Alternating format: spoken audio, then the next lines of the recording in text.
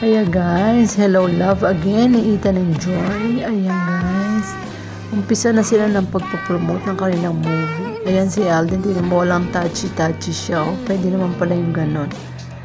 Yung walang touchy-touchy sa leading lady. Ayan guys. Ito naman pag-alalay lang. Ayan, ka-gentleman naman. Diba?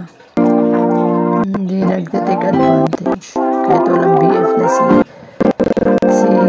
Catherine. Ayan, marami pa yan guys. Mayroong Vista Mall. Marami pa silang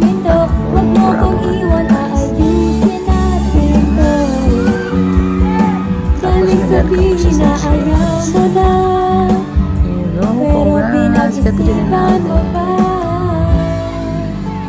Lapit na lapit, ako'y lalapit, layo na layo, ba't ka lumalayo, lapo na lapo.